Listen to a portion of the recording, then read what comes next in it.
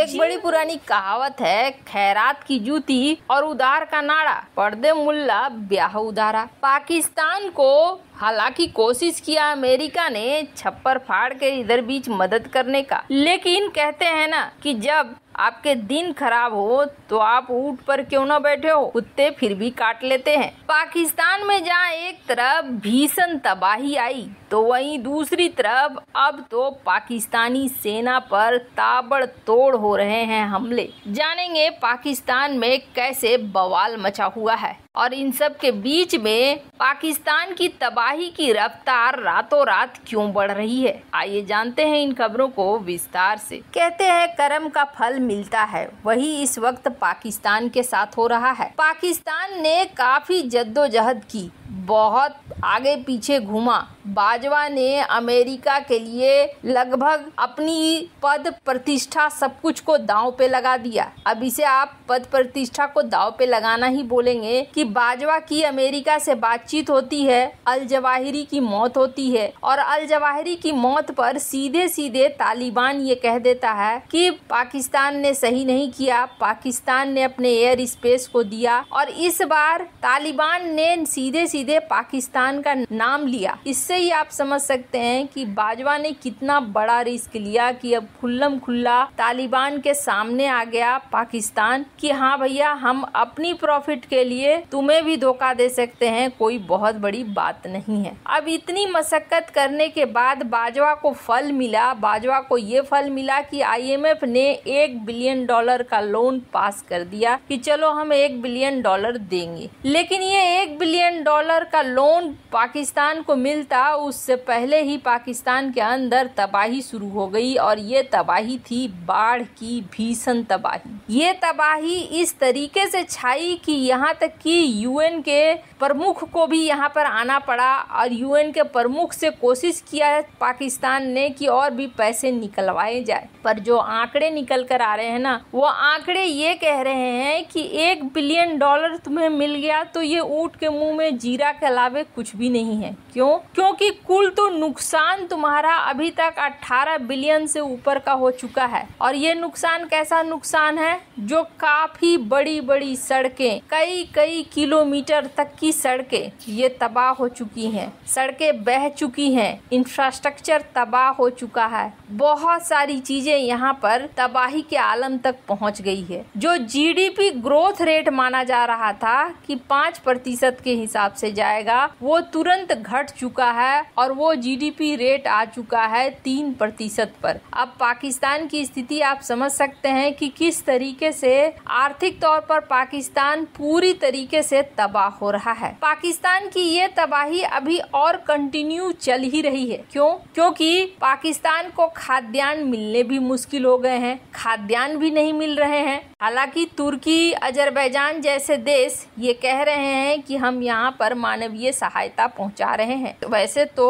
America ने भी कहा है कि हम मानवीय सहायता के रूप में 2 विमान में भरकर फूड आइटम्स वगैरह पाकिस्तान भेज रहे हैं, लेकिन ऐसा लग रहा है जैसे ये सारी चीजें बेकाम साबित हो रही हैं, क्योंकि पाकिस्तान का मुंह और भी ज्यादा बढ़ता जा रहा है और उसे पूरा कर पाना इस वक्त दुनिया के देशों के हाथ में नहीं दिख रहा है। वैसे आपको बता दे, यहाँ पर इतनी तबाही मची हुई है, फिर भी जो पाकिस्तानी सेना है वो पाकिस्तानी सेना लगातार हथियारों की खरीद की तरफ बढ़ रही है। तुर्की से TB2 ड्रोन्स ले रही है। वैसे अमेरिका से भी $450 मिलियन के लाइन ऑफ क्रेडिट लेकर F-16 विमानों को अपग्रेड करने पर ही लगी हुई है। कुल मिलाकर कहें तो इन्हें अपने आम लोगों की कोई चिंता नहीं है। कहा तो ये जा रहा है कि जो रिलीफ कैंप बनाए गए हैं वहाँ पर भी मनमानी चलती है। एक तो इन्होंने बलूचिस्तान और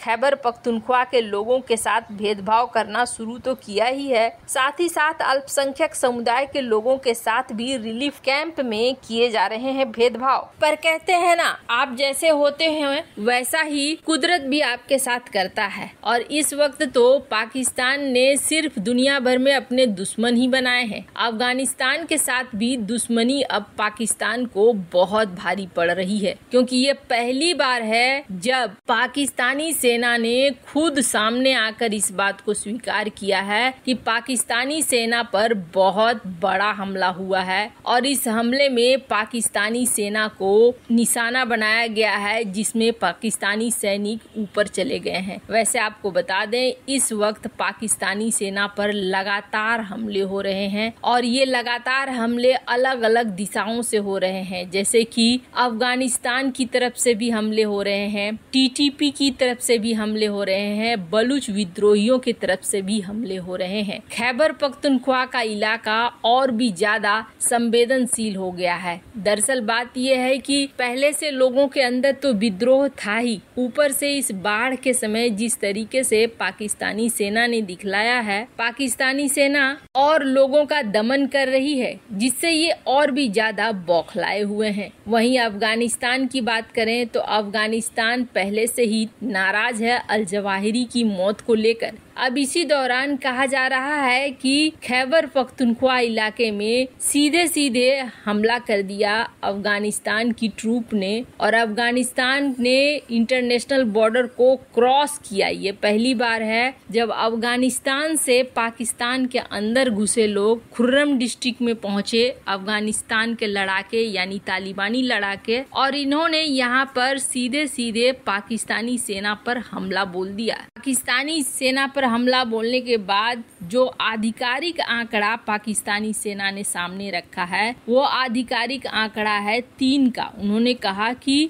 3 पाकिस्तानी सेना के जवान मारे गए हैं और ये पहली बार है जब Pakistani inter services public relations ने साफ साफ आकर सामने इस बात को कहा हो। ये कह रहे हैं कि अफगानिस्तान की धरती का इस्तेमाल कर रहे हो हम पर हमला करने के लिए, ये बहुत गलत है, ऐसा नहीं करना चाहिए। वैसे आपको बता दें, ये आंकड़े सिर्फ अफगानिस्तान नहीं बल्कि पाकिस्तान के और भी कई जगह पे लगातार ऐसी खबरें आ रही हैं, जिन खबरों में ये बताया जा रहा है कि पाकिस्तानी सेना को निशाने पे लिया जा रहा है। जैसे कि बलूचिस्तान के इलाके में भी लगातार फायरिंग हो रही है और पाकिस्तानी सेना को इसमें निशाने पे लिया जा रहा है। बलूचिस्तान में भी 2 सेना के जवान के मारे जाने की खबर आ रही है, तो वहीं साउथ वजीरिस्तान में भी एक काफी बड़ा ब्लास्ट हुआ है और जिस ब्लास्ट में कहा जा रहा है कि पाकिस्तानी सेना के कई जवान मारे जाने की आशंका है। हालांकि कहा जा रहा है ये ब्लास्ट एक कार में हुआ है। बहुत ज्यादा डिटेल अभी तक पाकिस्तानी सेना ने निकाल कर सामने नहीं रखा हुआ है, लेकिन ऐसा लग रहा है जैसे पाकिस्तानी सेना के ऊपर अब चारों तरफ से कहर टूट रहा है। वैसे आपको क्या लगता है, पाकिस्तान ने जो बोया है वही पाकिस्तान काट रहा है? कमेंट कर अपनी राय जरूर बताएं। जल्द मिलते हैं अगले वीडियो में नई खबर के साथ।